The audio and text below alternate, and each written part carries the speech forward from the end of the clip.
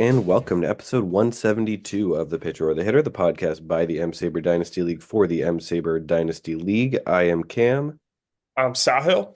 and it's the slow time of year for the league. This is the off season, of course, but we've got a lot of fun things planned for you regardless. Later this episode, we've got a wide-ranging interview with Andrew where we talk about his semis run, as well as the start of the hockey season and the exciting Vandy football season. But before that, we've got some trades to get into and some roster cutdown stuff as well. Yeah, no, a couple interesting trades have gone down since we last chatted. And yeah, I think they are worth diving into. The first one was a trade that you made with Ruthvik. You traded Walker Buehler and a conditional third for Angel Gano. The conditional third is if Buehler records fewer than 74.5 strikeouts in 2025. You send your 2026 third to Ruthvik. Cam, this is your trade, so I will let you do the talking. Yeah, so this I don't think people realize how good Angel Gano is. I think he's well, he was prior to this season a Fangraphs pick to click for the 2025 top 100, and he certainly did not dissuade that this season. Had a 166 WRC plus in single A and a 140 in high A.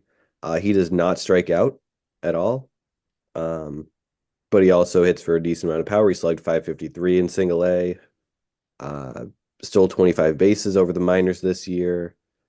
Um, he's just a great hitter. He's like 70 something in Clegg's list right now. He's a 45 plus future value on Fangraphs. So I think there's a chance that he is a top 50 prospect by the early to middle part of next season. And on the other hand, Walker Buehler, at the time I made this trade, I thought he was just kind of washed. And it sure seemed like that. And he had a great playoffs, and maybe that's causing me to reevaluate him a little bit. But, I figured he was like a strong candidate to be cut at the roster cut down. He certainly looked washed during the regular season, and I figured I wanted to get something for him. And I still feel really good about this return. I'm trying to revamp my farm system a little bit with a lot of guys graduating and with trading away Junior Caminero. Um, and I feel like, this trade, I did a good job here. Yeah, I think it's a relatively fair deal. I mean, I think Bueller obviously, we know what he did early in his career. He had the second Tommy John. He didn't look sharp when he came back this year, and I think you're right. I think the World Series run is what's going to maybe artificially boost his value a bit, but I think people are forgetting that he looked really shaky in the earlier rounds of the playoffs, and there was discussions about whether he would even make the playoff rosters in the first place. So he's definitely a gamble, but I think he's a worthwhile gamble for a team like Ruthvik. Um, where we know what the upside is with him. He is healthy now, but he's managed to kind of work it out. So um, we'll see what happens there. I think as for Gano, I mean, I don't really have too many comments on him. I think he's a decent return. Like I think there's enough of these guys that are kind of sitting on free agency that you would eventually pick up, but I don't mind going out and kind of trading for a prospect that you really like if he's your guy. So I have no issues with that. I think this is a reasonable trade, and yeah. Yeah, I Uh, think I would say he's better than the guys in the minors or that are free agents. And I think for Walker Buehler, what's the best case for him is for a guy coming off his second Tommy John surgery is the best case like a Mike Clevenger type of thing where he has a couple decent seasons but is ultimately kind of like a guy that's kind of on the Suarez line. Um, I don't know. I think he could be a little better than that. I don't think that's his best case scenario. I think you're selling him a little short. I mean, Mike Clevenger had a 3.77 ERA in his second season off of the second Tommy John, but ultimately it just wasn't like it wasn't a guy that you'd feel super upset about losing. No, I mean that part's fair. Um, I don't think you're going to be upset about losing him, but like I think you are maybe selling him a bit short. I think both of those things can be true. That is true. It was tough to let Bueller go at the end of the day, just with how much he has meant for my team over time. Acquiring him in the Zach Wheeler deal, um, for which for a time was, I mean, the two of them were my two aces. Bueller really carried me through the 2021 season. So it's tough to see kind of such an ignominious end to his time on my team. He spent 1,922 days on my roster, which is still eighth most. Um, uh, that won't be passed by anyone this season either, unless I um, reacquire, unless I pick Anthony Rizzo back up and keep him on my roster the full year. Um, He's yeah, so kind washed. of a yeah. Speaking of guys that are washed, but yeah, no, kind of a sad exit for someone um, who was my ace for a while. But yeah, so it goes. It's a tough league. Yeah, tough league indeed. Yeah, no, I don't have that much to add. I feel like we've talked a lot about this trade. Uh, All right. Was there another deal that was made? There's not one in the sheet. there was another deal, but Eric hasn't put it in the sheet yet. I traded Jake McCarthy to Connor for Robbie Ray. I really like this move for myself. And I think Robbie Ray's getting sold a little short. 2021, he wins the Cy Young, right? And actually, before I even get to that, there's a pretty easy comparison here for me, and the comparison was to last year's trade that I made for Dylan Cease. Robbie Ray and Dylan Cease were both players that I have historically not liked, but I thought that their prices had dipped to a point where they made sense to acquire. Dylan Cease's price dipped because he had a garbage 2023 season, and Robbie Ray is coming off a little bit of an injury plagued 2024, although he did come back from Tommy John, and the second injury was a hamstring. Um, I gave up kind of young guys with some upside, but a lot of question marks and who are named Jake to go and get them. And they're both high strikeout guys, but their issue is that they walk a ton. And I'm going to say the same thing about Dylan Cease that I'll say here about Robbie Ray is that if I could get about a 4 ERA and a 120 whip, but I can get a crap ton of strikeouts, it's perfect. Because he strikes out so many batters, the ERA and the whip don't need to be as low for him to be a valuable asset to my team. And sure enough, he had a 12.62 K per nine in the 30 and two-thirds innings he had when he came back. And it did come with a 440 walk per nine. A lot of that was because of one just really awful start. Ditto with the 470 ERA that was elevated because of one really bad start. But the stuff was there. He's going to be pitching in San Francisco, which should help limit the home runs, which is important for him because he is a fly ball pitcher who gives up a fair number of home runs. But he had a 3.71 ERA with a 118 whip in 189 innings in 2022. And if he can repeat that or even just do slightly worse, I would be perfectly content. I think unlike Walker Buehler, who we're talking about, hey, his World Series run is going to artificially raise his price. I think that there's a couple people in this league who I've talked to who have been like, hey, the last time he's been relevant was the 2022 playoffs. Look what happened there. Okay, he came out of the bullpen and it didn't go great. That's fine. That's one game. It has nothing to do with the 189 innings that he had before that for me. So, um, I think he could be an effective arm in the back of my rotation. And y- with some upside. After the 2022 season, I was really interested in acquiring him to place him as like my number six starter. Back then, it would have been behind Cole, Noah, Freed, Brandon Woodruff, and Julio Urias. A very different time, but um, if he could pitch like my sixth best starter next year, I'd be pretty happy about that. And I don't even think he needs to do that for him to be valuable on my team. As for Jake McCarthy, I picked him up with the expectation that I was going to trade him. I think he has some decent value. He has some speed. He's like 7 years younger than what's his face, Robbie Ray. So, Connor obviously likes that, right? But yeah. Um, I didn't need him. Yeah, so this deal, I feel like I haven't heard Robbie Ray's name in any sort of positive context since before he gave up that home run in the playoffs. And it doesn't look like things have really, just looking at the numbers, gone super well for him.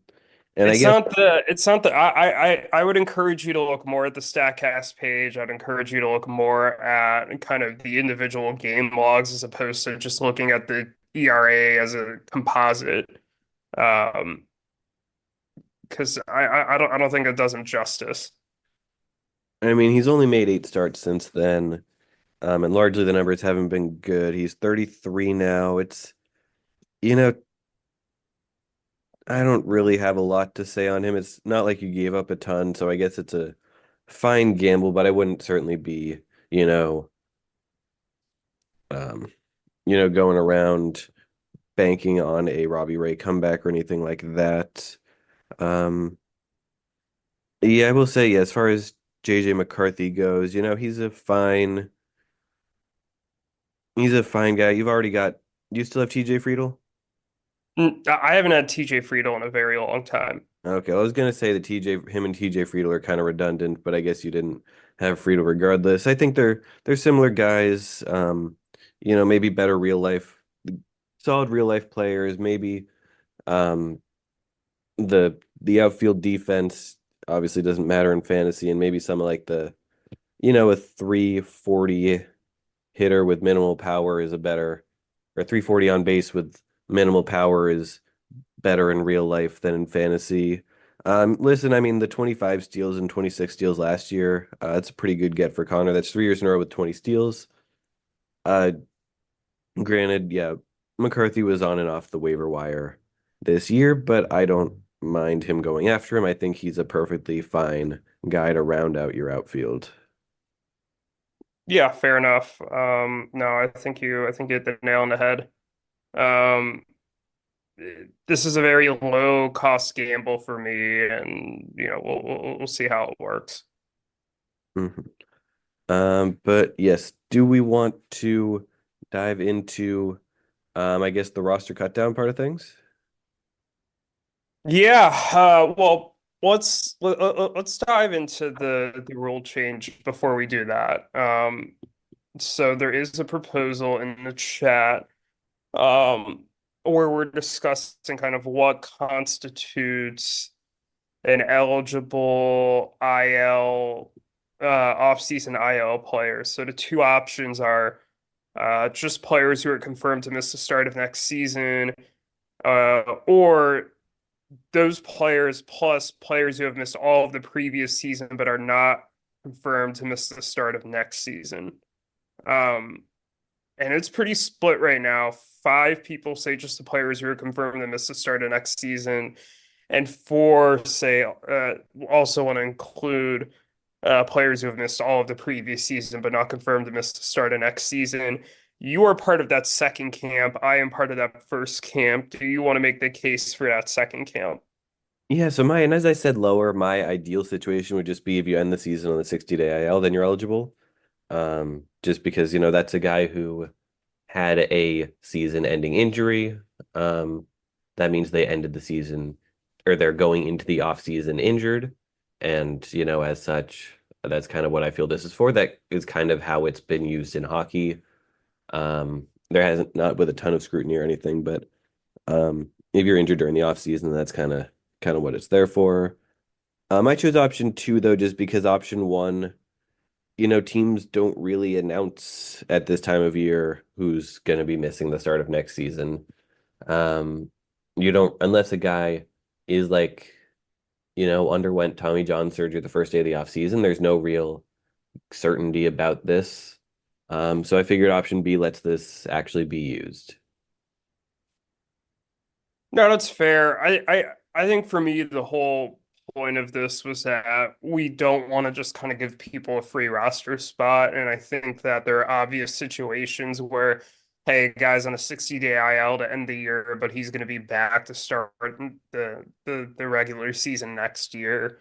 And to just let them sit on an off-season IL would kind of be unfair, and it runs contrary to even how the MLB treats it, for example. So, um, I'm more for this type of rule where, and I also think that this was what the spirit of the rule was from the get-go. This was how we had anticipated doing it. Was it was just players who were confirmed to miss the start of next season. So I'm more for it. I don't have a super strong opinion one way or another. I think it's fine if we include those other players. Like I'm not going to be up in arms about it, but I don't think it's right. But that's my Yeah, take. I think that's fair, and this is certainly not a hill that I'm going to die too much on. But I think, like you say, that there's some players that are obviously going to start the season healthy next year, but I don't think it really is ever obvious. Like, for example, Tyler Malley, I don't have a goddamn clue whether he's going to start the season on the IL or not next year. I know he missed most of last season, then came back and then got hurt again and got put back on the 60-day IL.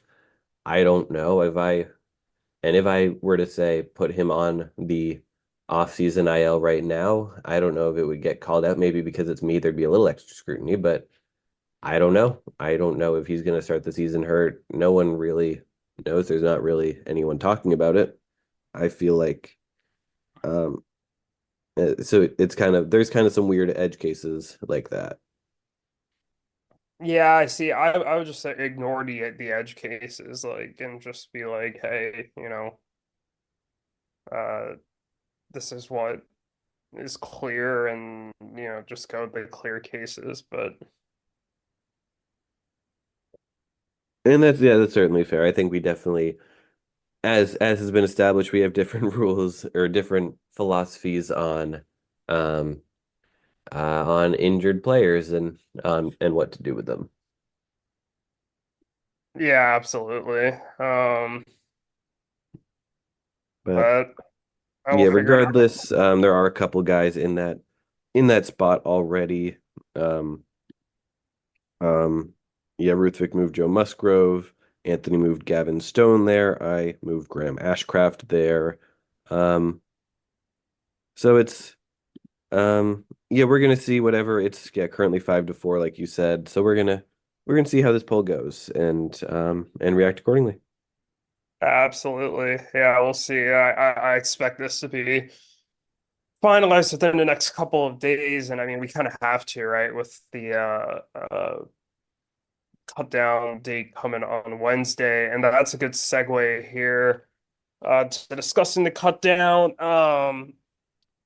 We each I know you and I do, and there's several other teams who still need to make some roster cuts. Uh, Eric actually just made his last roster cut today, so he is compliant, as is EBO. I have three players to cut left. I'm kind of hoping that somebody trades for one of them, but if not, I am content with just cutting three more players. I don't think mine are particularly controversial, nor have I made any cuts, so there's nothing really to talk about from a controversy's sake. I know Andrew cut Jameson Tyone, but he is otherwise he is roster compliant. But I thought that was kind of an interesting cut. I don't know if you had any opinions on that. Yeah, I was actually more interested in his Osvaldo Bido cut. I thought he had a great season, and I thought he was above the Suarez line, but maybe he's not. I I Because I I would looked and I hesitate. was like, I don't know if there's I like him. I don't know if I have a spot for him. Maybe he's I know we had maybe passed around Simeon Woods Richardson as the Suarez as this year's kind of Suarez line guy, but maybe it's Beto.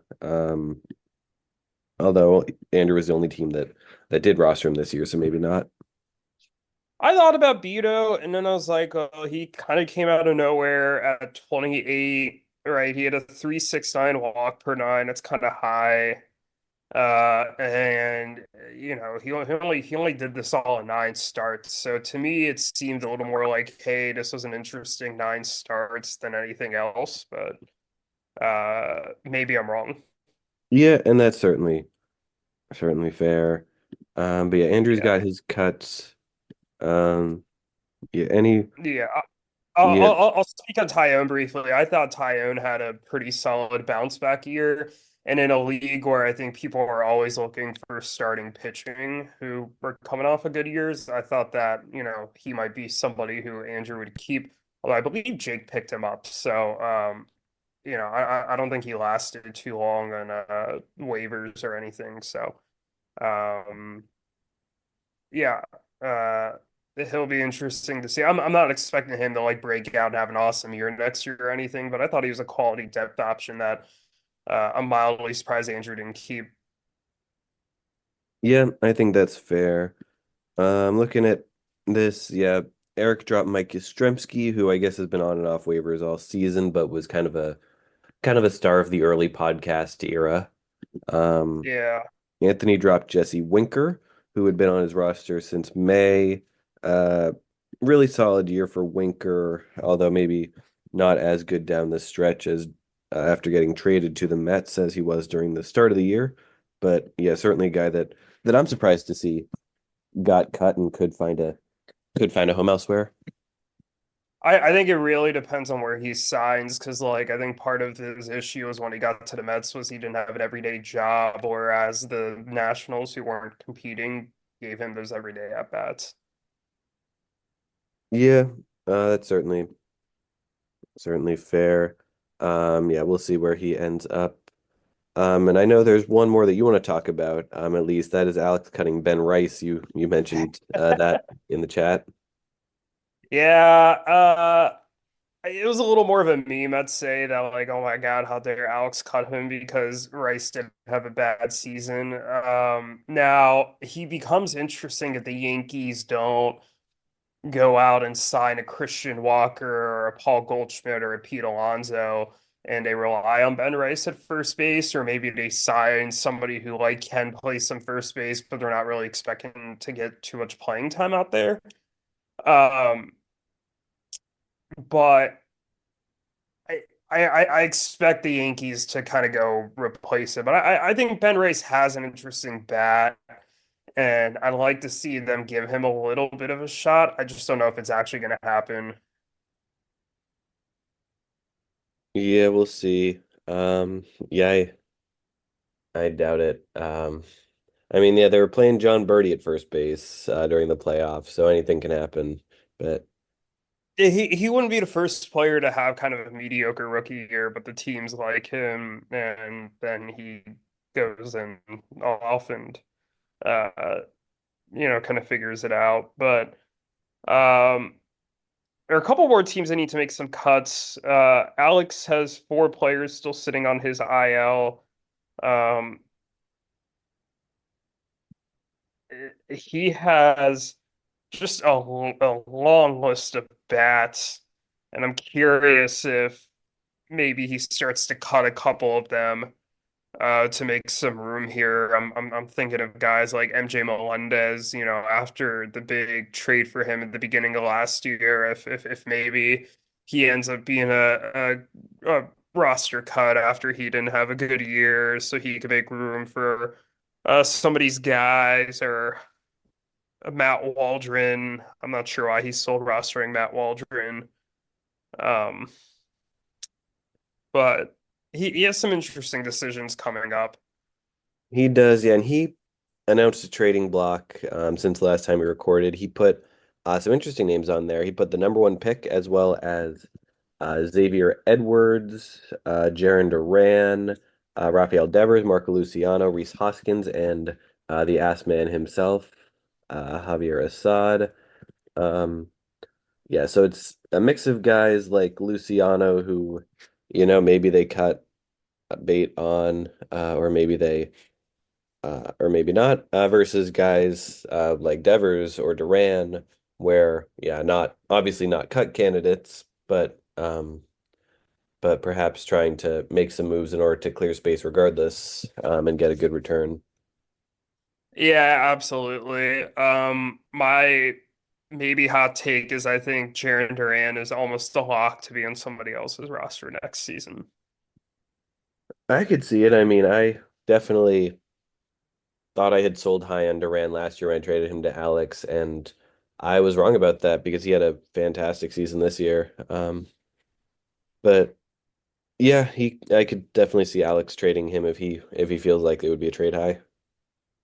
Yeah, no, I think so too. Um, but yeah, other teams, I know Daniel and Matt have quite a few players that they need to cut, but they have 7 players under IL. But I know they have some dead weight at the bottom of the roster that could probably be cut. You know, the likes of Lamont Wade Jr., maybe a Harrison Bader, uh, a couple of these relievers don't really need to be on rosters. You know, like a Joe Jimenez, maybe a David Robertson gets cut.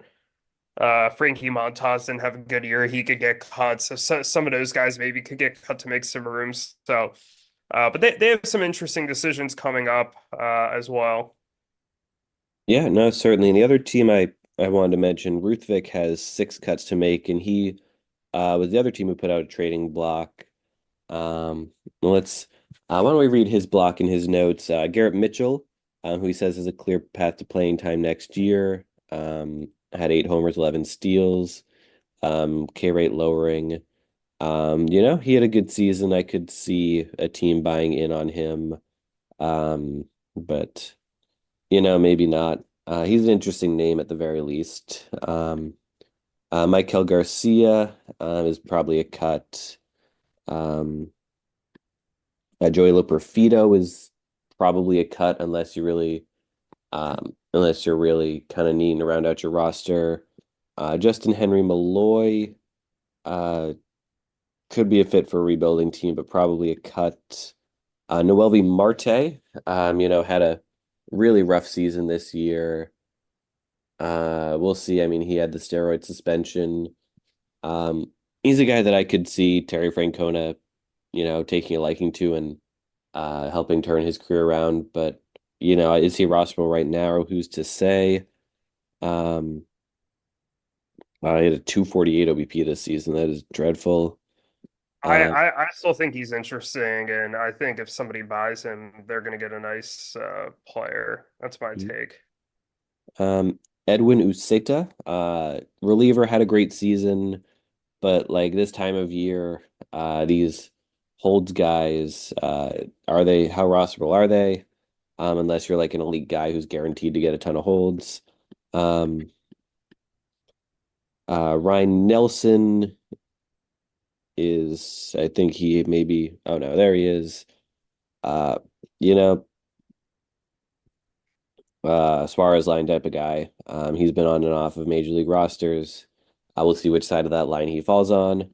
And then Michael Waka, according to Ruthvik, had a um, good second half of the season. He did sign an extension with the Royals. So I could see, yeah, he's a guy that Ruthvik's not going to be cutting necessarily, but there's a pitcher, but maybe in kind of like an Erod type of way for my team. If there's a team that will take him, then it would certainly help clear up the spot. Yeah, I think Walker's definitely an interesting pitcher, and I think he's one of those guys that just seems to keep getting results. If I hadn't traded for Robbie Ray, I think I could have considered Walker a bit more, but I wouldn't be surprised if there's a team or two out there looking to improve their starting pitcher depth for a pretty reasonable price that would be inquiring on him.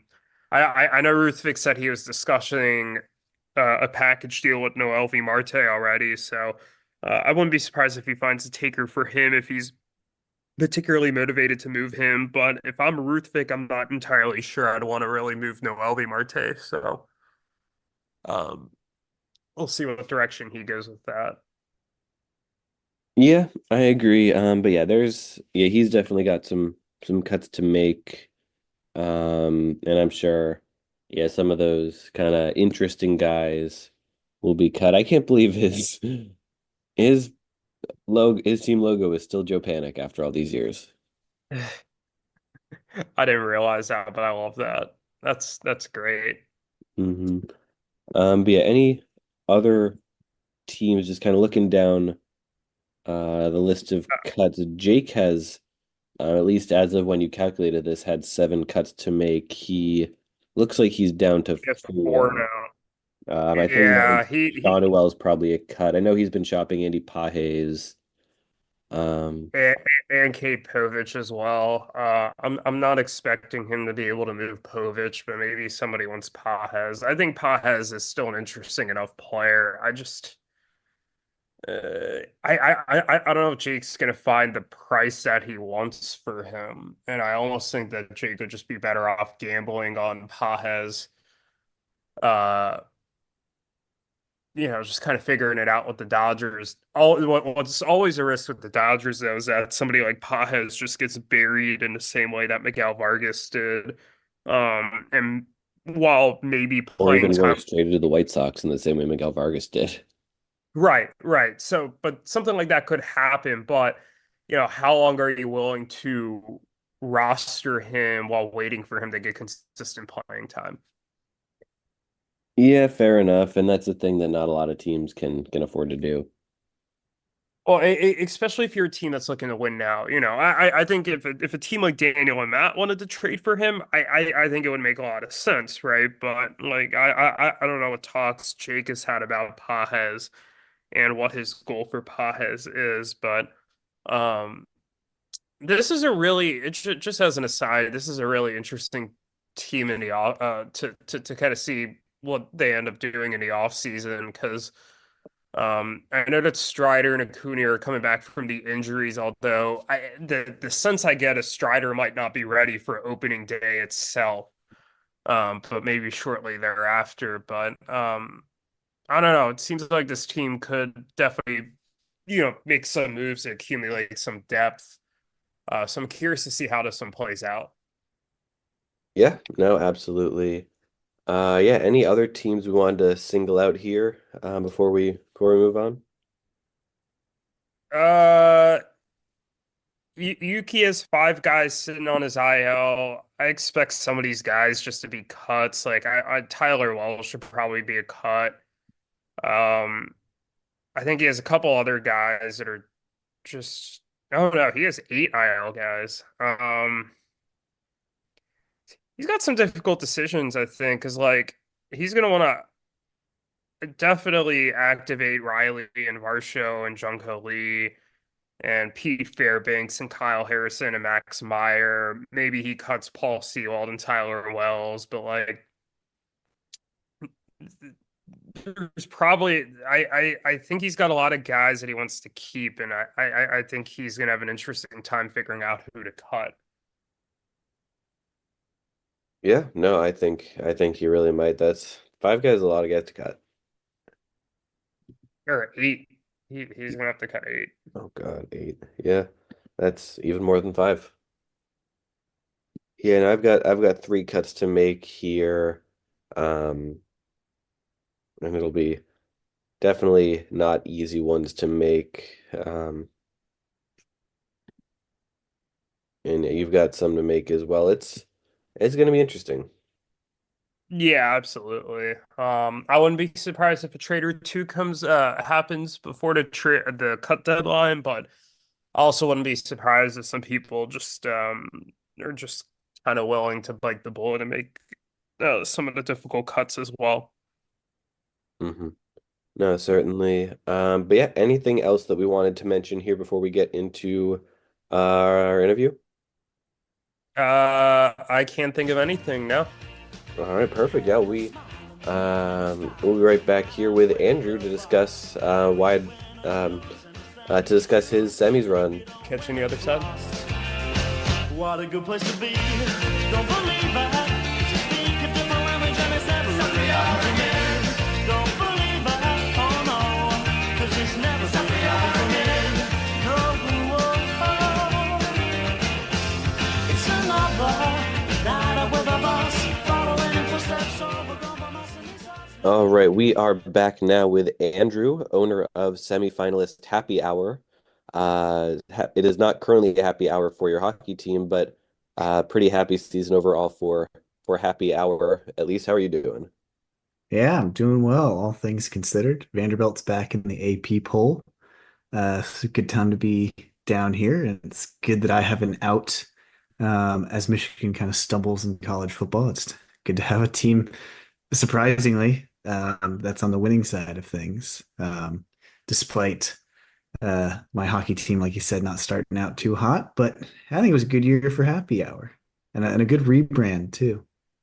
Yeah, no, it's a new name. I don't know about you, Sahil. I didn't get it at first, but I like it now that I know what it means. Not that it's like a super hard name to get, but um but I saw the clock and I saw, oh, it's an hour and you're happy about it. That's nice. But yes, no, I like the name a lot now that I get it.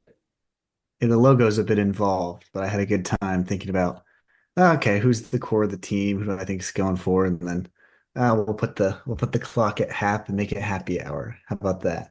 Yeah, it Uh, is 5 o'clock somewhere on this clock. yeah, Uh, I'm sitting pretty too. I made all my off-season adjustments, and I might have room pending this IL off-season IL decision. I may have room for one more. So hopefully I can be able to, make an ad with this and see if I can get a good deal on someone that someone's looking to cut. I know Sahil's been in my DMs with Jorge Soler and a handful of other guys, but hopefully I can sort of look around the league and see if people are more willing to trade rather than just cut some of the guys at the bottom of their roster. I mean, if you're interested in Otto Lopez, I know there has been some talk around the league about him, so we shall.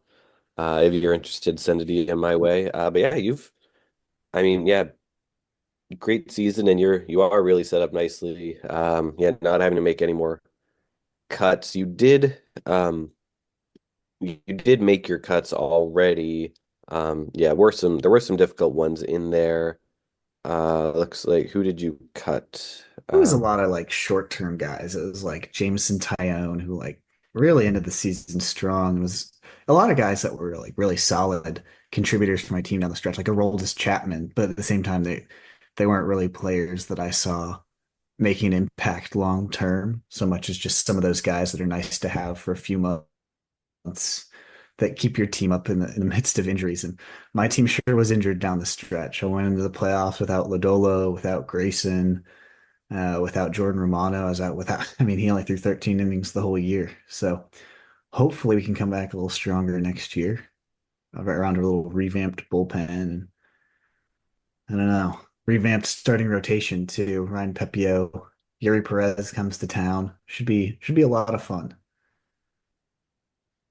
Absolutely. No, you made quite a few moves during the season that really it seems like it kind of set you up for this year. Including the aforementioned Yuri Perez, Ryan Pepio. But moving beyond kind of the IL Cup period, is there anything else you're anticipating doing to improve your team? I know you've already done a lot, but anything you're looking for this off season as you look forward to getting past the semis hump and making a finals appearance next year? Yeah, I think there's room for improvement. I was always known for having good bats, but I shipped out Brian Reynolds, and then there's some guys that are more stopgaps. I think we gave Sal Frelick a full year sort of a taste, and he's valuable. He hit a lot of doubles. He got 18 steals. He had a reasonable OBP this year, but at the same time, he's not a guy that I want going in as my fourth outfielder. So definitely some bats can be upgraded. Same thing with Jake Cronenworth. Scooped him off the wire. He's fine. He's on a good team, but I think there's some improvement to be made there, but I've got a pick this year. I've got some interesting prospects that hopefully I can ship off. And maybe I'll dangle some of my older names. I know Kyle Schwarber just seems unstoppable at this point in his career. I mean, 38 home runs again, another year with over 100 runs and ribbies. Feels like there's going to be a potential name there. So I think my rotation's pretty well set right now. I really love the top end of like Grayson and Tanner Bybee and Yuri Perez. The bullpen's fine. I really like this Porter Hodge guy. I think he might be able to close games out for the Cubs, barring a move in free agency, of course. But he really ended his season in a convincing manner. So yeah, I think it'll all come down to the bats, to be perfectly honest. And then of course there's my goal to try and trade up in this year's draft. That may be a side goal, or maybe I'll just try to get the new Charlie some other way. Yeah, why don't we talk about that? You're currently picking 10th right now, and um, if you are looking to get Charlie Condon, I can't imagine he would be there at 10. Um, but yeah, is that the guy you're targeting? And have you had talks to move up? And are there other guys that you like? Yeah, I haven't really looked at it. I'll be honest. My brain's been in hockey mode. And it'll really depend on who, I think the top few guys could go in any order out of the top three. That's sort of indicative of how strong the year is. If, big Bazana believers or Charlie believers. I'm a homer, so obviously I'm going to go for the next Rockies Charlie, following the retirement of legend Charlie Blackmon. So I don't know. I haven't looked at it. I think once we get close to the draft, more and more industry lists will come out and people will be like, oh, this guy didn't do that great in the fall league. You should drop him or whatever. Yeah, it's all kind of they try to hoodwink you that way. But yeah, I doubt he's falling to 10, but I think that might be something I just have to gauge as we get closer to January. Absolutely, and I know that Alex seems willing to trade the first overall pick, so perhaps there's something there. Yeah, could be. I need to figure out what he's looking for. We made a lot of deals back a couple of years ago, but I got to get back into my trading habits. That's not to say, I mean, I think there's probably opportunities for me to trade big names too. So if anybody's listening out there, could perhaps land yourself a star middle infielder, either Cattell or, dare I say, one Robert Jr. Not Luis Robert Jr. I suppose that was misleading. Bobby Witt Jr. Hey man, Jay Cronenworth is a star in my heart. You can have him for a star price if you'd like. Uh, But oh yeah, man. I don't know. I think it was a pleasant year. It started out a little slow. Well, it started out hot and then it kind of got slowed down over the while and ended taking a pounding at the hands of Eric, uh, which is just the way things go, I suppose. Yeah, not many teams are out there beating Eric in the playoffs. Um, but yeah, really, really great season overall. You beat me twice, including thanks to Ian Happ hitting a last minute home run in a rain delayed game, um, of all things, which really kind of got your team back on a winning track. And then you beat Anthony pretty handily in the first round of the playoffs. That's 2 years in a row reaching the semis. Yeah, yeah, just a great trajectory for your team. Anything else that you want to say, I guess, about I know you are in hockey mode right now, but about kind of what this upcoming version of your team is going to look like, and how you're going to take the next step? It's Jordan Beck season, baby. Um, that was a treat. We shall see how well he turns out. He stumbled a little bit in his first taste of the majors, but I think there's a lot of exciting young names. So don't be surprised if happy hour is extended, so to speak, and some of these younger guys start moving up the list. There's a lot of real interesting names I've got in double and triple A. Obviously, like there's some stars I drafted early, like Hurston Waldrep, but like Zach Veen's been around forever. I think he's going to make a push. Chase DeLauder might come in and restock the outfield from within, and then guys like Alex Freeland or Dylan Beavers. I don't know. It's a youth movement, I think. Because I think the oldest person on my team is what, Kyle Schwarber. It's not a bad situation to be in. No, you No, definitely want a definitely. lot of good young pieces to be able to compete. That's absolutely. Yeah, maybe you'll be calling up Alex Freeland from your minor league team, Alex's Freeland. Oh, And I well, forgot about that. you have to pick up Kyle Freeland then to pair with him. I just might, they were saying the awards watch lists from 7 years ago are calling in there. Oh God, I still can't believe what was he that year? Like third in the Cy Young. It was third or fourth in the NL Cy Young. He put up a sub-3 ERA pitching at Coors. What a year. And the Rockies, that was the same year the Rockies played the Dodgers in game 163 and then lost to the Cubs in the wild card thanks to Tony Walters and then got smacked by the Brewers.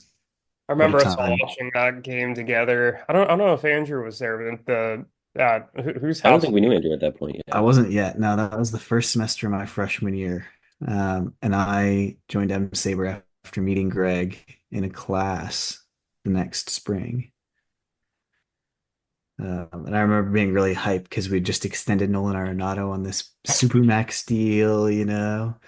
Little did I know. Little did I know.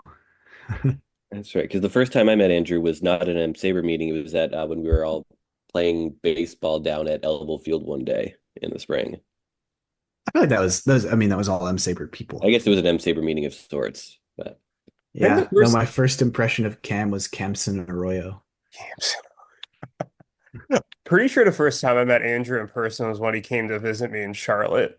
Yeah, that's true. Because you already graduated.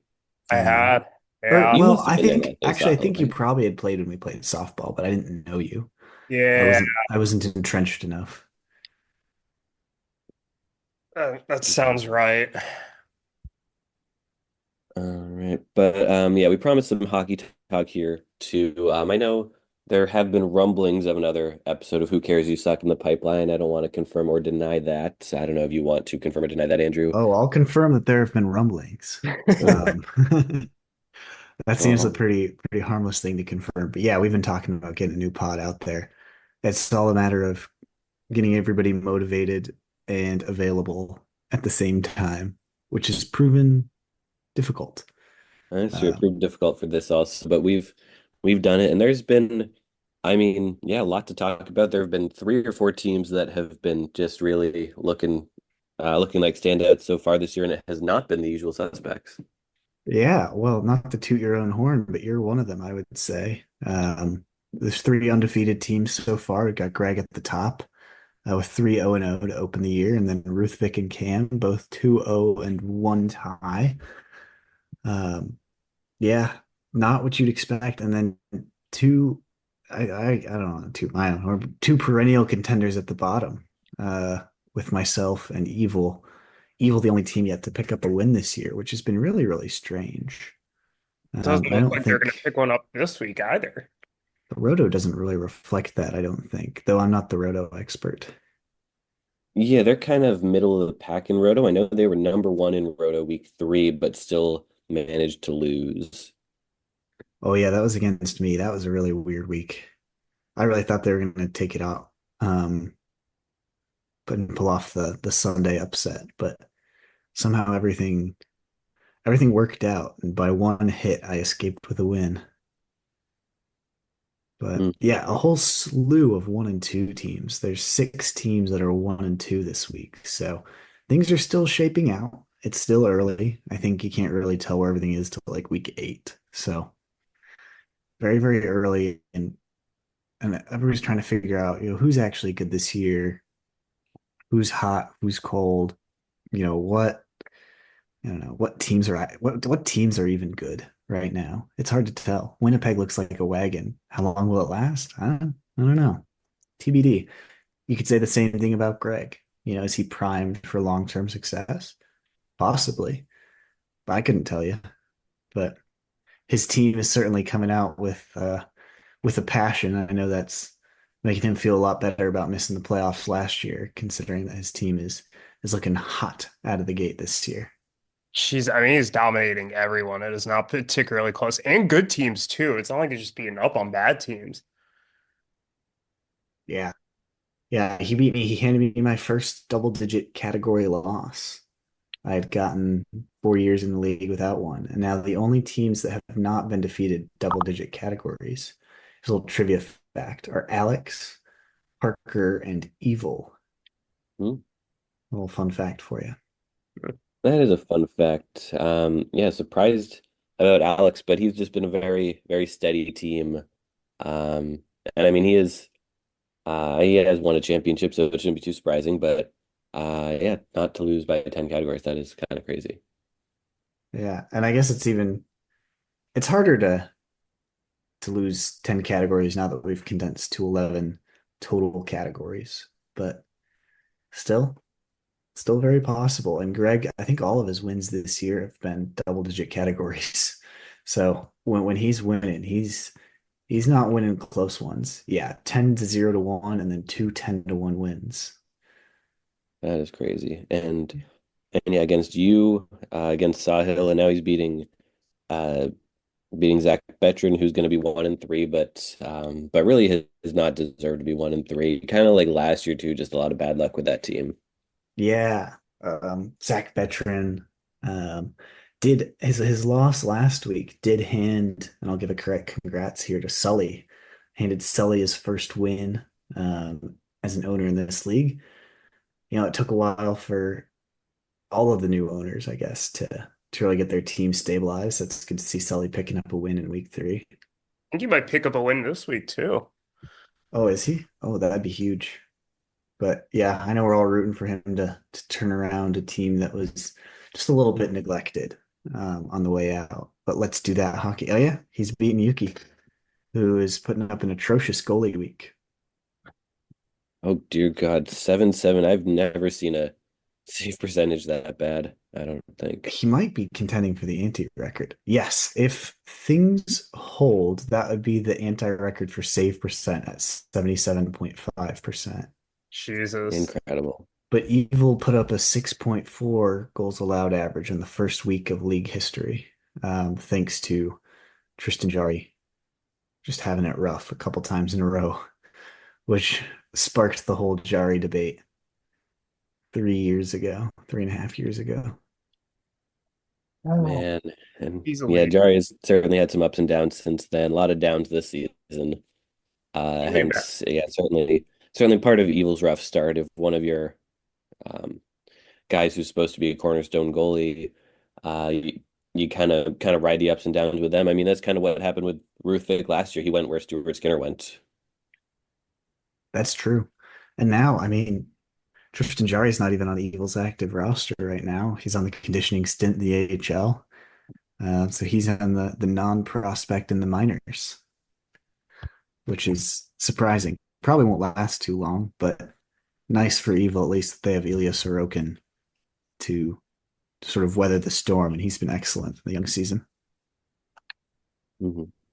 Absolutely. Speaking of league history and league records, I know there's a bit of code that you've been working on for this league, that I've been looking to steal for the baseball league once you're done, and you've given us a little bit of a sneak peek of it with the Dynasty Hockey Hall of Fame, um, here with inaugural member Johnny Gaudreau, of course, rest in peace. Um, but yeah, why don't you tell us a little bit about, if you're willing to make this public, what you've been working on?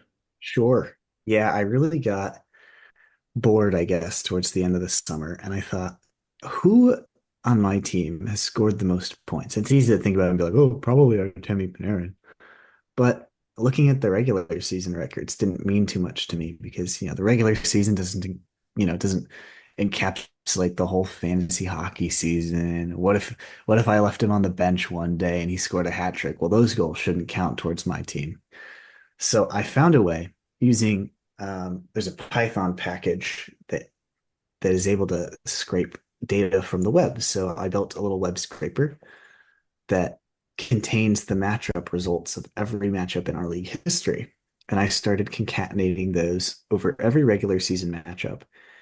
And I, I'm able to ask it, however many questions I want to ask, who scores the most, or, you know, what player has the most assists against my franchise? And as it turns out, the answer is Connor McDavid, which isn't all too surprising considering he's scored the most points in general over the last 4 seasons. But it was still interesting to figure out and see, well, are there any completely arbitrary guys that are just better against certain fantasy matchups? So it's silly little questions like that, but also, who streams the most or who makes bad streaming decisions. So it's that kind of questions that we can try to pull out from this data set. And if I had more time and if I had really thought about it, I would have prepped some more for you guys. So it's still in progress. I can share the code with you, Cam. But it's been a lot of fun to try and parse through some of that data and see, all right, what's meaningless and completely useless, what's meaningless but fun to say, and then what's actually useful. No, I love that. Yeah, I would definitely love to see the code to steal it for my own benefit or for the baseball league. Much like I have copied your code for the all matchup section, and the Oh, head-to-head yeah. record. We've got that in the baseball sheet now as of just like 2 weeks ago. I don't even think I've announced that publicly, but there you are. Um, but yeah, no, I would yeah love to see in the baseball league, who's gotten the most quality starts for my team, or who has gotten the most quality starts against my team, or something like that. And then yeah, for the hockey league, I mean, I think I know who has the most points for my team, but who got the most hits is I have no clue. Um, so a lot of fun stuff that I think could really take both the hockey league and the baseball league to the next level if we kind of lean into this and get our own dig into our own data. Yeah, absolutely. Especially as these leagues aren't young anymore. Um, so it's really, really exciting to see now that these leagues have a history. How do players' careers with one of our fantasy teams, how do they shape out? Has Pete Alonso hit more home runs for Sahil than, Fernando Tatis Jr.? I'm not sure, but we could figure that out pretty quickly. Um, Without having to try and look back and think, well, Sahil had these guys for roughly this long, and if we look at the totals, no, we can get the complete answer, including time where Sahil accidentally left Pete Alonso on the bench or something like that. So I think it's pretty cool. It should be a lot of fun. I'm just trying to currently come up with good ways to integrate it with the Google Sheet, so it's not just me with access to the data, but what are ways that I can implement like interesting visualizations, sort of like the all matchups, where it's like, okay, now I can click a drop down and you drop down, pick your team, pick your statistic. Well, here's every statistic for every player that's played for your team. So still trying to figure out how to integrate that with Google Sheets, and that'll be the big holdup, I think. Well, that and my actual job will be the holdup. This is exciting. I had no clue that you were doing this, and man, this sounds super cool. And hopefully, we can, get this more widely integrated and all have access to it. But even if not, the fact that you're able to put this together and are able to answer a lot of these questions is super cool as is. So that is awesome. I'm glad that you thought about that. Totally. Yeah. I at this point I only have like total franchise stats, so I'll send you guys a screenshot of whatever stats you're interested in. I'll pull it up. You got me interested now, so I'll pull it up while I'm eating dinner today or something. All right, that's But awesome. Yeah. I haven't split it by owner yet. So Sahil, yours is all like who is your franchise leader versus, I guess, when Evan owned the team versus when you own the team, who leads for that, which it would be pretty easy to integrate, but I haven't thrown any of that in quite yet. So Okay. still some kinks to be worked out, but I'm confident that that over time I'll have the hockey one up, and then I'm pretty sure we could get the baseball one up by opening day. So hopefully, if I'm lucky enough to be invited back on the pod, we can talk about it and break down all the franchise leaders or do a trivia game or something. Yeah, no, absolutely. Yeah, not to invite yourself back, but you have been invited back for that Excellent. one. That is ready. And looking at head-to-head records, I've got yours pulled up, Andrew. Um, I guess first and foremost, a trivia question. Would you say that you are above or below 500 all time? Is this with me, just me, or does this include the North Korea days? So this is just you, but Ooh, um, it does include the time when you were briefly Clayton's co-owner. I would say I'm below. I think I had three bad seasons and two good seasons. So I think I'm So going to you are say, below, but yeah. just slightly. You are 47, 48, and 4. Wow. That's closer So than I would think. I agree. So if this season goes well, you'll be back above 500. And just a fun fact, you are 5-2 all time against Jake, but you are 1-5-2 all time against Yuki.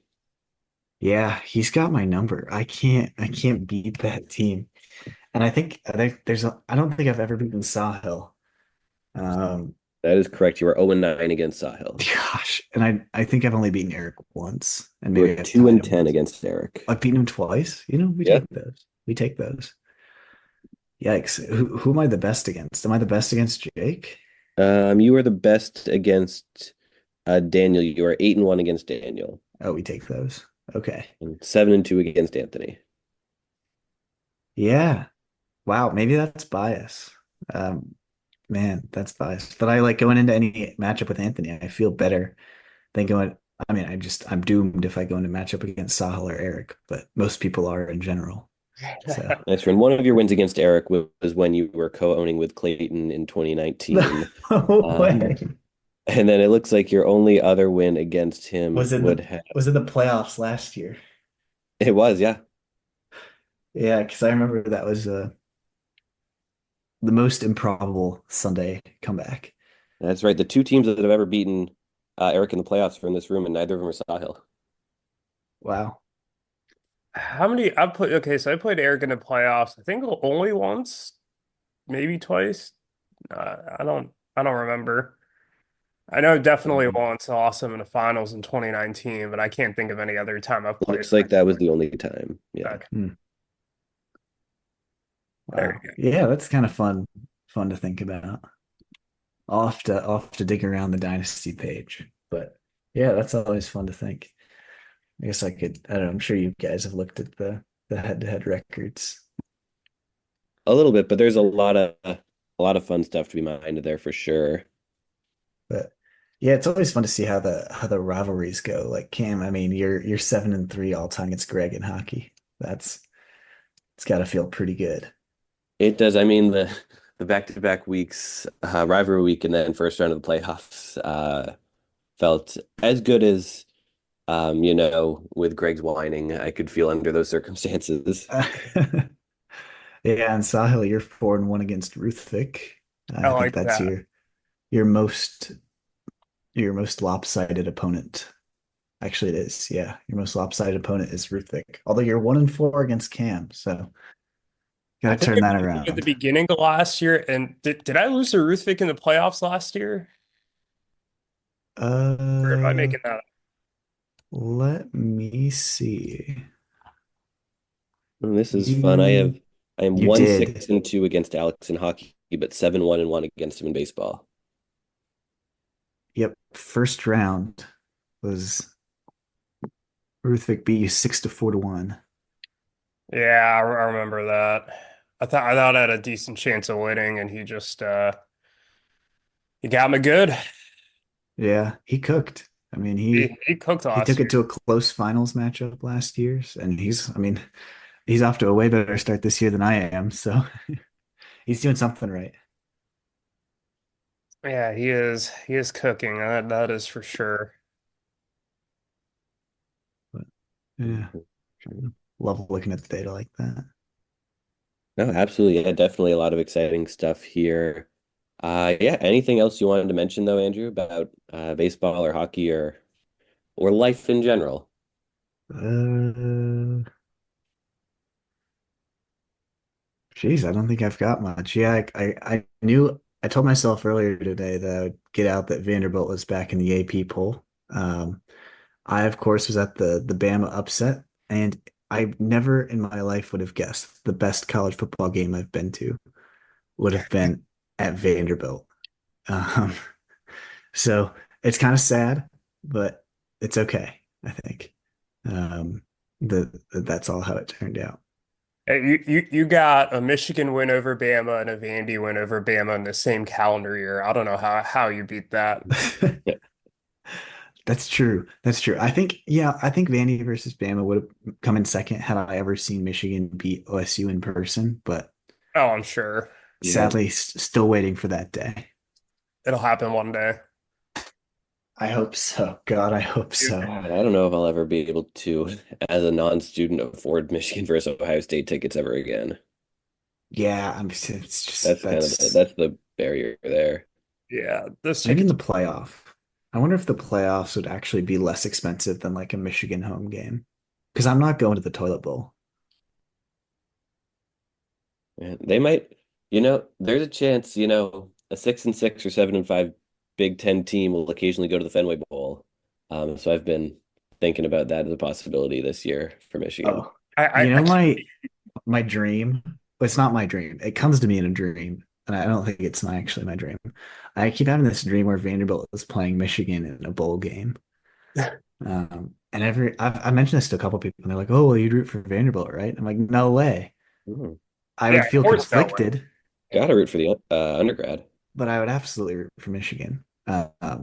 Even though, gosh, if they had to play each other, woof, I don't really feel good about Michigan's chances. But This year now. they can make a bowl. They just need to beat Northwestern. Yeah, God, And we're I gonna think, play in like the Tony the Tiger Bowl or that like Snoop Dogg Bowl that he has now, or like something really bad. I keep seeing them predicted to make the Duke's Mayo Bowl, and I'm like, damn, right after I moved from Charlotte, they're projected to go down to Charlotte, but uh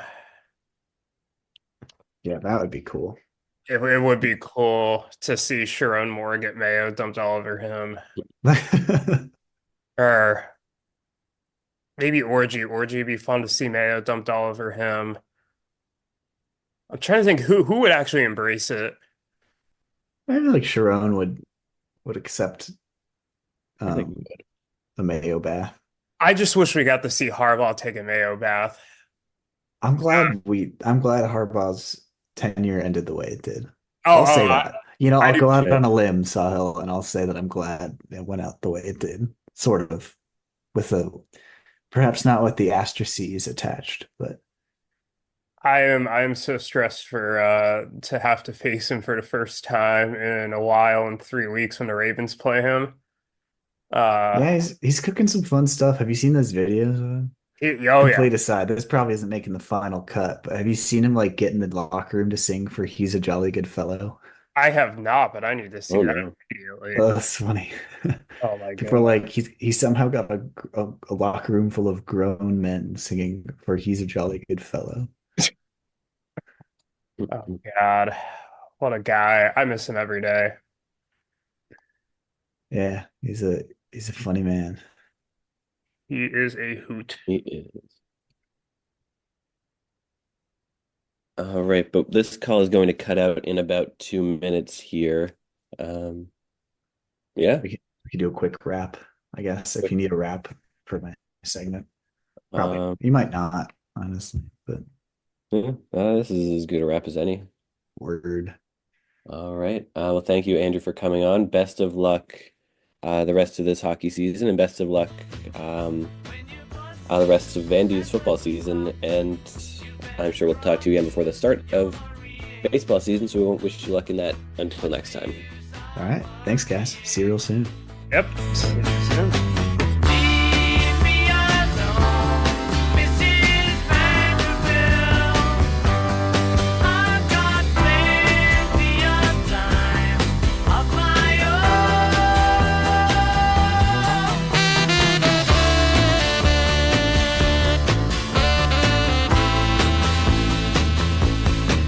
What's the use of worrying? What's the use of worrying? What's the use of anything? This podcast is good.